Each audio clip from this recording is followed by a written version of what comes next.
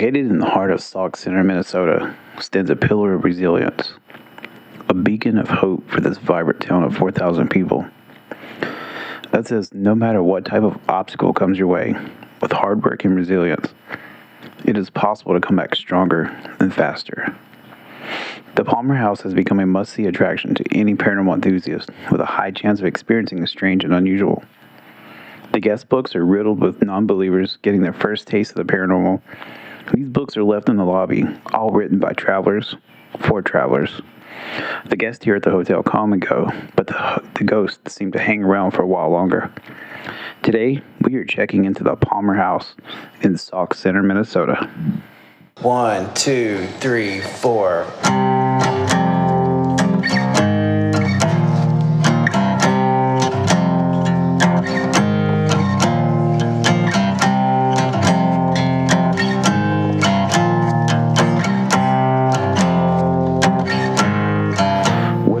Welcome to the Hauntological Society. I am your ghost host, Erik, and today we're exploring the hauntings of the Palmer House. The hotel was built in 1901.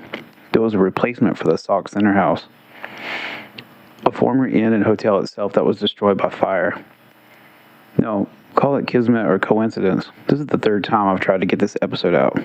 I've recorded twice and rewrote the script, and every time to try to give you guys the best episode I possibly could bring to you.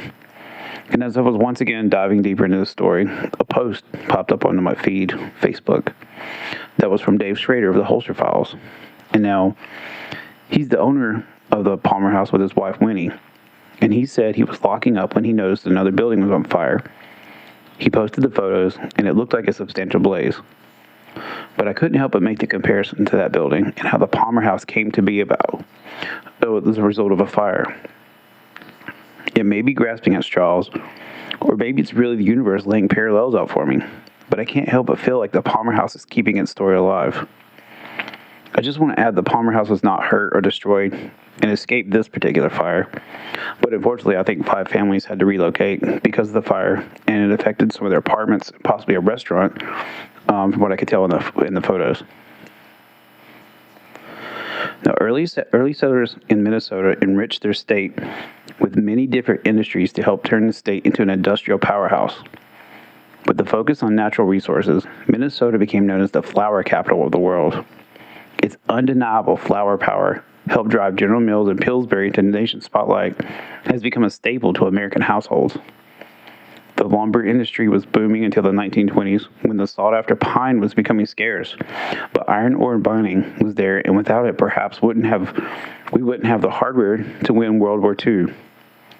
Now, all these industries helped shape Minnesota as an essential part of Midwestern life and beyond in America.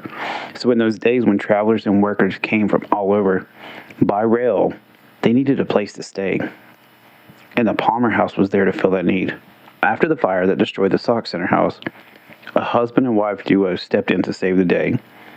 In 1901, the Palmer House was built to rejuvenate a town hungry for another hotel, and the Palmer House filled that need. It was considered modern and ahead of its time.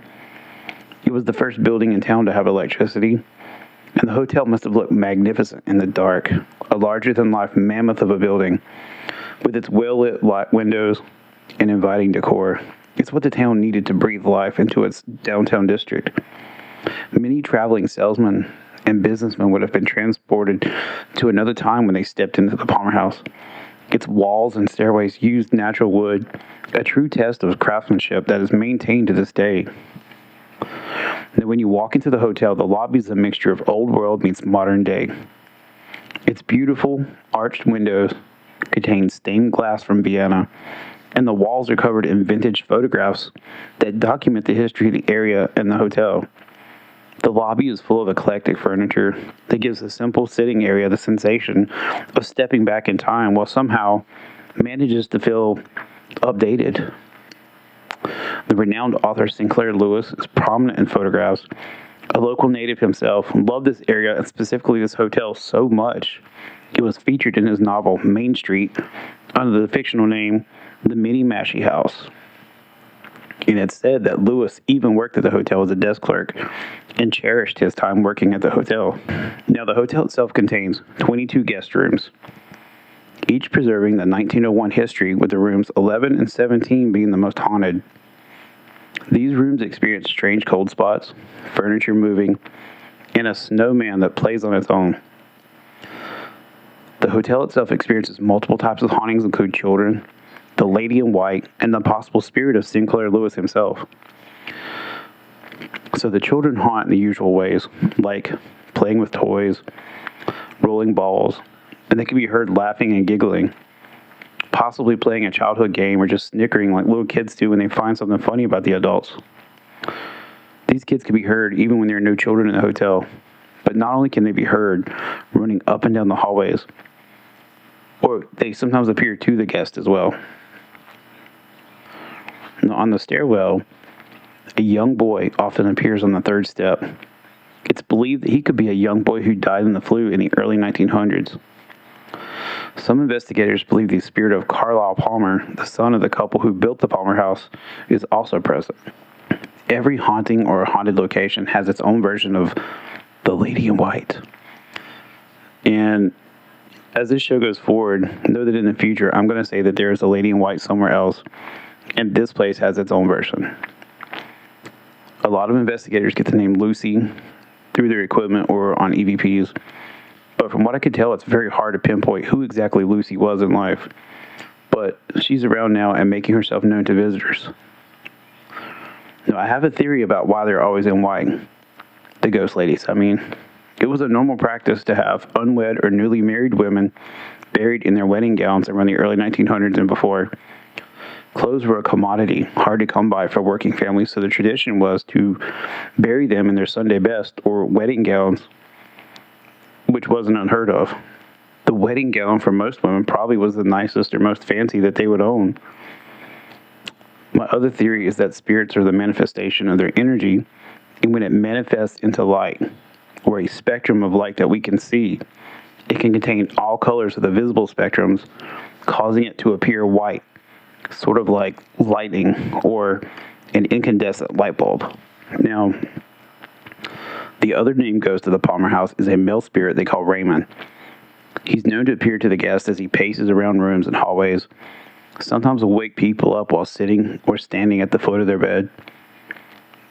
The spirits of Lewis Sinclair is also said to appear in the hotel, and from what I can tell, he truly loved this place in life, so it makes sense that he chooses to stay here in the afterlife. Lewis likes to wander the halls, or will appear in rooms from time to time, and he's described as a tall, lanky man. Also, a phantom cat is known to hang around, keeping spirits or mice away, or just lazy, moving about in the way cats sleek around. And there's a shadow figure that's seen in the basement. He moves about, hiding in the doorways. It can sometimes be found in the boiler room, or moves up and down the foyer as well. These are just a taste of what you can experience at the Palmer House. I heard Dave Schrader say on his YouTube videos that coming to the Palmer House is an almost guarantee that something will happen while visiting here. But instead of relying on what I've said, I've decided to share some of the stories that people who have visited and stayed at the Palmer House say. Now, the first story I'm going to read was taken off their website. You can visit there and see guest logs, leave messages explaining what they experienced at the hotel, and it includes photo evidence and EVPs and info on how to get permission to go site here. So if anybody's interested, you can do it. Last night, my girls, Angie and Jenna, and I stayed at your hotel with my mother-in-law, Sandy. The stay was a birthday present to me and the girls from Sandy, because she knows the three of us have an interesting ghost, whether to believe or not. Well, we arrived with the expectation that nothing would happen, but we would have bragging rights about spending the night in a quote-unquote real haunted hotel. We ate a great dinner, soaked in beautiful surroundings, and thrilled ourselves by reading through the guest experiences. Along with your generous hospitality, this would have been enough to give us great memories for a long time. Well, we got much more than that. See, I have a little voice recorder that I use for my college classes. We brought it along because everything we read says the try to capture voices. Yeah, okay, so we walked around with the recorder, asking questions like, what's your name? How old are you? But mostly we just giggled and talked to each other. And by the morning, I had forgot about the recordings. And it wasn't until we were driving home that my youngest, Jenna, wanted to listen to the recordings. We truly did not believe that we would hear anything that shouldn't be there, but we were wrong. I couldn't believe it. We were all freaking out with excitement. So while we were recording, Sandy and I stopped along the side table in the second floor hall, the one adjacent to room 11. We were discussing the decorative arrangement because Sandy thought the picture standing next to the table had been moved since the last time we passed by it. Suddenly, loud and clear, there is a female voice on the recording that says, "Happy birthday." What the heck? I was holding the recorder the whole time, and none of the four of us said it. We all agree this is one of the most amazing things that has ever happened to us. And I can't thank you enough for making this the most special and memorable birthday for my girls, and for me. And also, I should mention that during the night, we spent some time in the children's playroom. We sat in the wicker chair seat and then moved to the floor, but after a few minutes had passed, the chair began to pop or creak like wicker does when you sit in it. We all thought nothing of it at first, but the noise continued for quite a while, much longer than what seemed normal. Well, we all discounted it to normal wicker sounds and didn't give it another thought the rest of the night. It wasn't until the next morning when Angie mentioned to you that this was the closest we've come to hearing or seeing anything strange, that we were informed that this was the noise reported by professional investigators and other people who had spent time in the playroom. Pretty cool. Again, I can't thank you enough. You can't imagine what a gift you have given us. This made the most wonderful, lasting impression on all of us. And I still cannot believe a ghost wished us happy birthday. Now, the second story we have here is also from a guest who stayed at the hotel, and they experienced a phantom party during their stay. We stayed at the Palmer House for the first time to celebrate our 10th wedding anniversary. When we told our friends that we were going to be staying here, the common response was that that place is haunted. I didn't mind that too much since I grew up in a home that we considered haunted also. Some strange, unexplained happenings were experienced here. Anyway, we checked in Saturday evening in room 31, and upon entering the hotel, we saw the Ghost Stories book on the front table. I told my husband I would not be looking at those until the morning as I wanted a good night of sleep. So we went to go see a movie, and after turning in for the night around 10:30, we were awakened at about 12:30 because there was a lot of noise from the room above us. It lasted for about a half an hour and sounded like furniture was being moved around or a party was being thrown. Lots of walking around, like pacing, and lots of footsteps around the bed was what we thought it could be.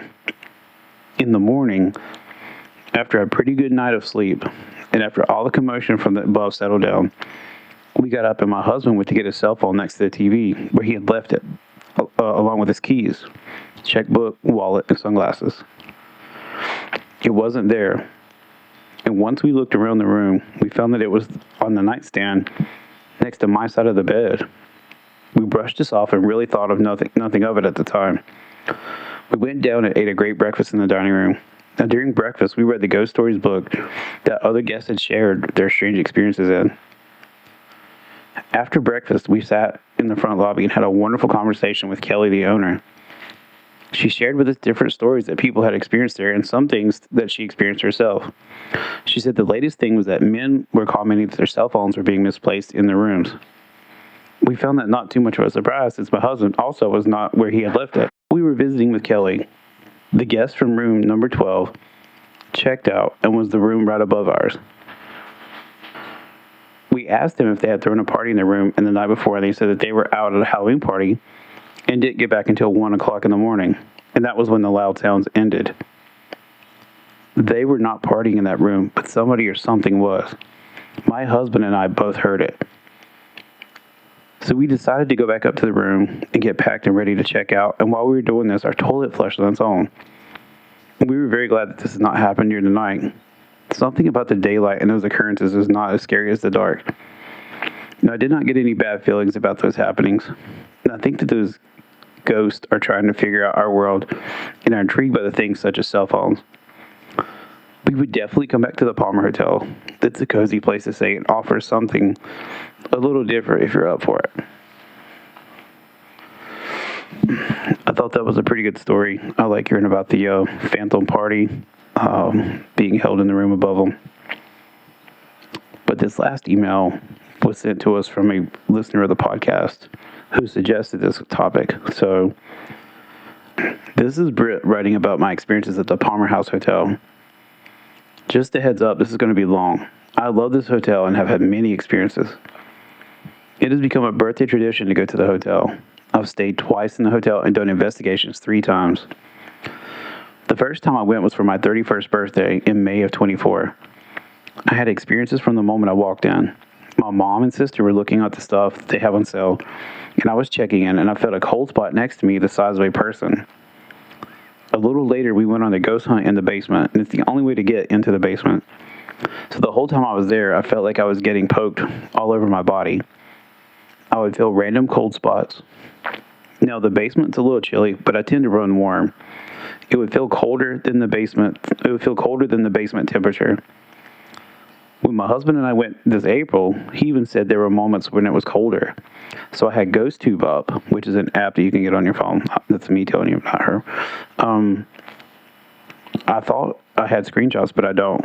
I would try to save the ones that I got. I got the word blacksmith. The guide said there was a blacksmith here at one point. They went into a story about it. And I also got the word grandma, which could have been 2 things. The lady next to me had a necklace with her grandma's ashes. The other one is driving up. I got a call from my husband saying that they found his grandma had 3 months to live. And I'm not sure which it's referring to, but at one point, while the guy was talking, in my head I kept hearing over and over again the name Brenda. And it would not stop until I said it out loud, and I'm getting the name Brenda. We did the Estes method, or had the spirit box going.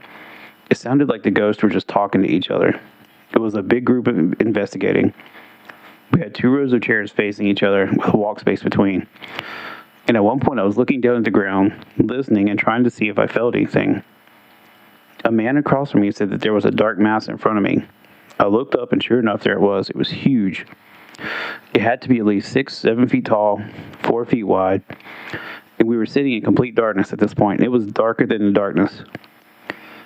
We were eventually able to walk around the basement and explore. And there's a workbench, which I believe belonged to the owner. He does not like people touching it, which, side note, when my husband and I went, I told him that, and guess what that shit did? Every time I walked by the bench, I got a pain in my ear based on what side was facing the bench. It felt like ice pick in my ear. Years ago, the old owner, Kelly, had a woman who had stayed at the hotel, came to her the next morning, and she told her about a dream she had that a body was buried in the basement. Kelly started digging where the lady indicated, and she found bones. She put them in a box and then went to get her husband at the house. When they came back, they were gone. She has a shovel in the spot, but did not allow any more digging. And I have a theory about this, but we'll bring it up in a little bit. You were able to go under the stairs where she dug to check it. We were sitting in front of the spot when I got the name. My mom, sister, and I waited our turn to check it out. I pulled Ghost Tube up again. I don't remember a lot what I got. I did get psychic. I asked who. I got you. Then I was standing there talking to the ghost when my mom slammed into me. I said, "Mom, what are you doing?" She said that she'd gotten pushed by the ghost. That was everything I can remember from the basement, but that's not all from the first trip. We went out to eat and then came back to our room, and it was just my mom, my sister, and me. My mom's boyfriend also came with us. We wanted to do some more investigating, but not until way later. So we were playing Cards Against Humanity, and my mom and sister set themselves up to be made fun of. Playfully, of course, really easily. And my mom's boyfriend and I were just cracking jokes left and right. And our room was next to the most haunted room. And I think they decided to come listen in, because every time we made a joke, the lights would flicker. Even the ghosts thought we were funny. It was entertaining, and I wanted to go investigate at 3 a.m., but my sister was not going to make it. So we went at 2, and on the top floor, there is a children's room. It also has a lot of activity. We didn't think we got anything at the time. This is when my mom's camera on her phone started having this weird shadow. It continued into the night. We took some pictures with other people's phones, even the next morning, to try and debunk it. But it was only her camera. We went into the lobby, got stuff on Ghost Tube, but unfortunately I don't remember. The hallway where the bathroom is, and also the door to the basement, was filled with a dark feeling. The dark man was up from the basement, and I know they say there isn't anything dark in the basement, but even my sister, who doesn't have a sensitive bone in her body, felt it. That was it for the activity at the hotel for that trip. I had someone, I think, Brenda, follow me home. I was at work a couple days later when I realized I said out loud, "You need to go back to the Palmer house." I heard in my head, "No." I asked for their message, and they said, "Keep digging." I told her, "I got your message, now go back to the Palmer house," but they left. Now to my theory about the bones. I believe the dark presence we felt is not a demon, but a man. He was dark in life and is still dark in death. And I think he killed Brenda and buried her. She gave the woman a vision to have her bones. I think the dark man made Kelly think she found the bones. That's why they were gone when she came back. I think that's why Brenda wants digging to continue. Now, on the second time, they had a big 3-day event that started the Thursday before Memorial Day weekend. The last day was Saturday, and you could get a ticket for the whole day, or however many of them you wanted. I just did the Saturday. Unfortunately, that meant I couldn't get a room because they were reserved for people who did 3 days. My husband came to me just because the people who were supposed to come with us weren't able to. He just stayed at our hotel because there were no more individual day tickets. We did eat at that pub, and he said the place feels repressive. The people who sent out the itinerary didn't do a good job, and they made it sound like it started at 9, so that when I showed up late, I missed some of the first part of the investigation. There were 4 mediums there. One of them was Patty Negri, who I had a conversation with earlier in the day. Then at 9 p.m. was when they started the live recording. The moment I sat down, I felt a cold spot. Patty was using dowsing rods, and I missed most of the investigation. We split into 2 groups, with 2 mediums each. I was still feeling a cold spot this whole time. We didn't have as much activity in this room. It was the same room that we did the investigation in my first time here. They had a balloon on the floor, and it would move a little. And they had been communicating with a boy over the past 3 days, and he was moving. The group switched rooms, and we went into the snowman room. It was a haunted snowman decoration. I'll talk about him more when I talk about my most recent visit.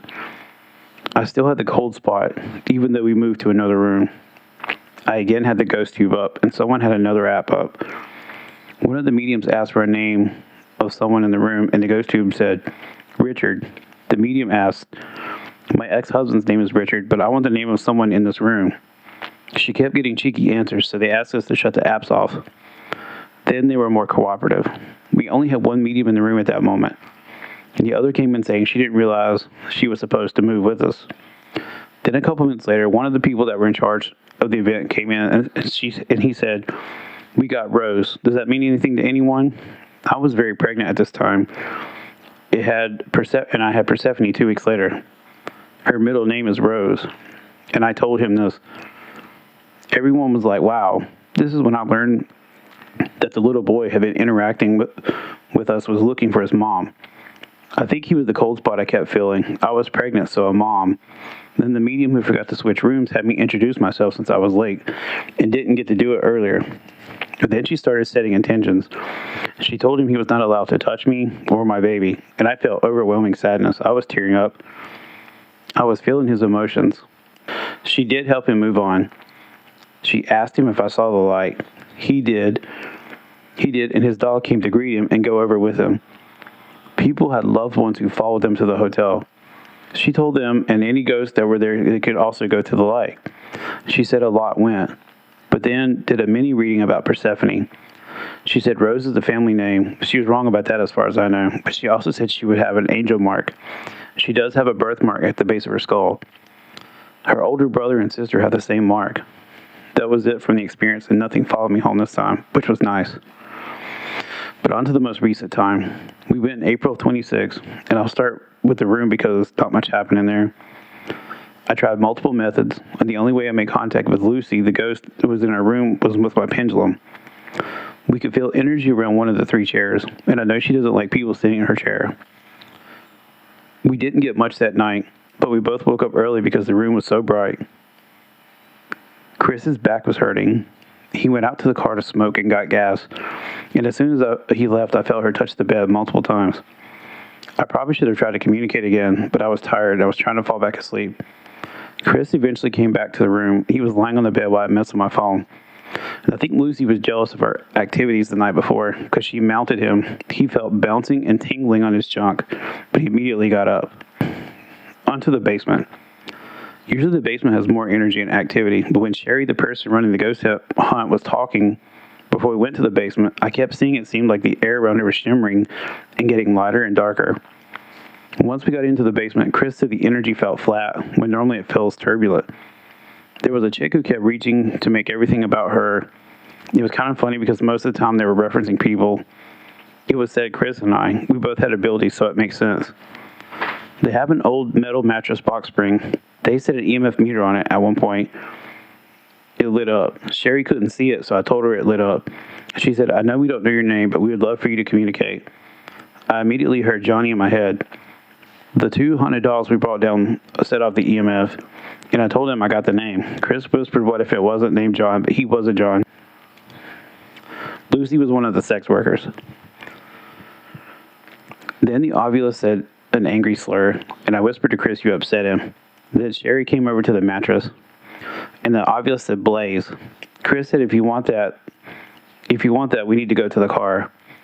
The flashlight next to me, the EMF, and the cat ball all lit up, and it was funny. John also asked for cupcakes. The flashlight went off a couple more times. The dolls set their EMF off a couple times, and we went to the snowman room in the basement. Now, there's a snowman Christmas decoration, and it can move, but they do not have batteries or plugs in it, so it can't work, but it moves. Sherry showed us a video of it, and it was creepy. She also showed us a picture of a shadow man following her down the hallway, and we got a lot more in this room. The movement sensor in the hallway went off multiple times, and the ovulus said David, which was someone's dad who had passed away. I got my leg touched, my braid got touched, and then we got cupcakes again, so John followed us. Then we got sentence and write. Sherry asked if anyone writes. A girl named Britta and I both said yes. Then we laughed about how close our names are. And then it said character. She asked if either of us write character stories. She said, no, I write poems. And I said, I just started a zombie apocalypse series. And then it said, I wonder if it was my grandpa Larry. But someone else said Jerry. Then it said van, accident and wound. Some asked if he was killed in an accident, but no response. It said a couple more words I can't remember, and then I said, well, I'm wondering if it meant me. I was hit by an SUV in November, and maybe that's not in the word bank. It picked the closest thing, and I said I had a couple bruises and scrapes from the seatbelt and airbag. And someone else said it said wound. Then it said apocalypse. The flashlight and EMF also went off at the same time, and everybody gasped, or like, wow, you just said zombie apocalypse story. She was showing us pictures and telling us stories about stuff she had happened. The cat balls were going off. We walked around a little bit again by the workbench, but my ear hurt. So I know that was a long email, but I thought it was pretty interesting to hear about all the experiences that she had, and I really appreciate her sending her experiences to us. And if you want to send yours to us, you can also send it to the hauntological society at gmail.com. Thank you, Brittany, for sending that email. And as the lights dim in the halls of the Palmer House Hotel, what remains isn't just the echo of footsteps or the whisper of a name like Lucy or Raymond or Carlisle drifting through the darkness. It's the enduring spirit of a place that refused to disappear. A building that not simply burned and faded into memory, but rose from the ashes like a phoenix, standing as a testament to resilience in helping shape the future of Sauk Center for generations to come. From fire to rebirth, from celebration to sorrow, the Palmer House has carried the story of a town on its shoulders for more than a century. Its walls have witnessed countless lives, countless movements, and perhaps if stories are to be believed, some of those who passed through never truly left. This is only one chapter in a much larger tale, because the name Palmer House belongs to more than a single hotel. Somewhere beyond the quiet streets of Sauk Center stands another Palmer House, one with its own remarkable history, its own legends, and its own shadows waiting in the dark. So as we close series, where we'll travel to another iconic hotel and explore the mysteries, history, and hauntings that continue to linger there. But until then, keep questioning, keep wondering, and remember, sometimes the past never really checks out. It simply waits for someone willing to listen. We visited the Palmer House in Sauk Center, Minnesota, a place that embodies the very definition of small-town America. Nestled among quiet streets and friendly faces, Sauk Center feels like the kind of town where everyone knows everyone, where history lingers on every corner and where stories are passed down from one generation to the next. But today we're leaving behind the calm and rural Minnesota and traveling roughly 500 miles southeast to another iconic American destination. A city known around the world, a city of towering skyscrapers, legendary gangsters, blues music, championship sports, and enough history to fill 1,000 history books. This is the city of the Blues Brothers, the city where the shadow of Al Capone still looms over its history, a place where deep dish pizza isn't just food, it's a way of life. Home to some of the most passionate sports fans on earth, where the skyline rises above the shores of Lake Michigan and the mighty Willis Tower stands watch over it.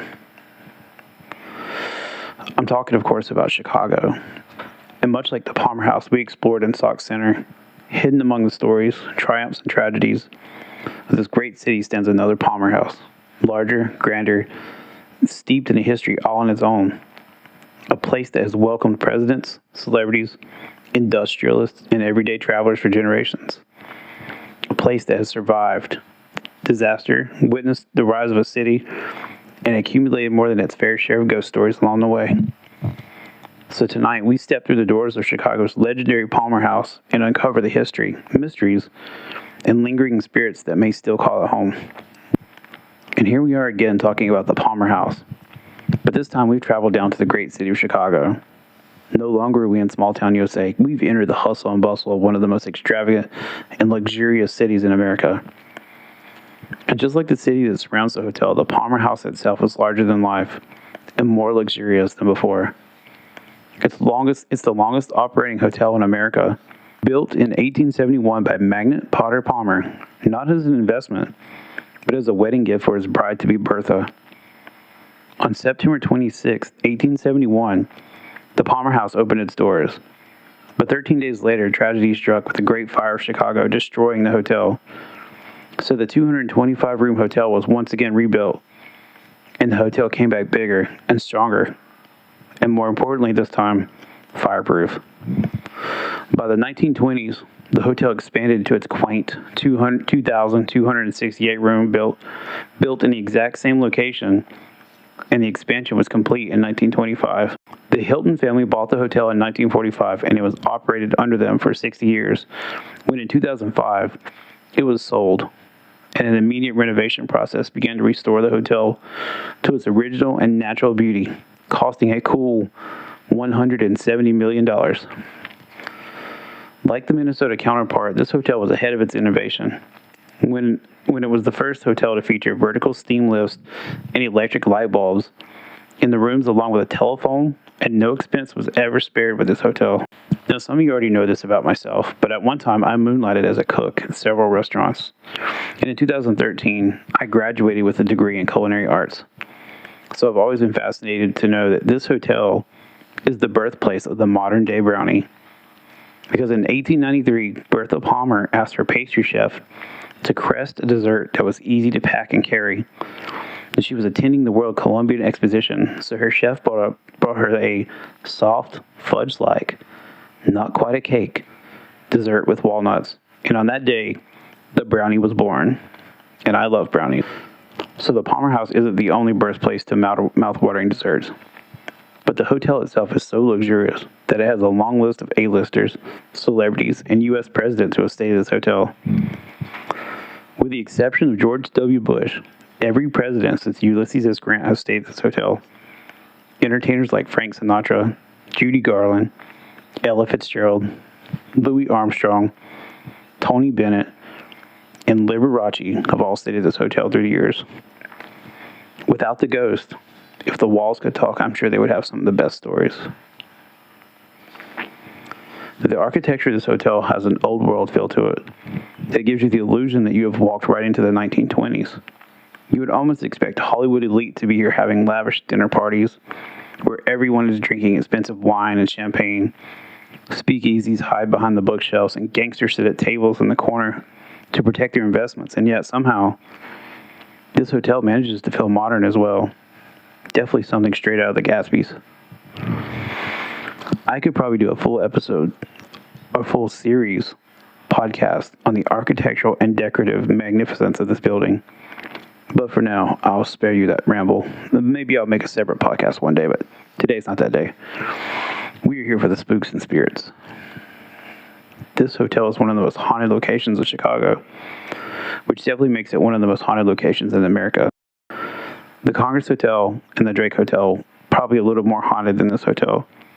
But don't let the Palmer House fool you. It sneaks right in there. It stays quiet behind the other two. While they capture the fame, it stays in the shadows. Now, over the decades, the Palmer House became a hub for elite. Presidents stayed there, celebrities walked its halls, business deals were made behind the closed doors, and through it all, Bertha Palmer played a central role in shaping its identity. She hosted gatherings, supported the arts, and helped transform the Palmer House into more than just one place to sleep.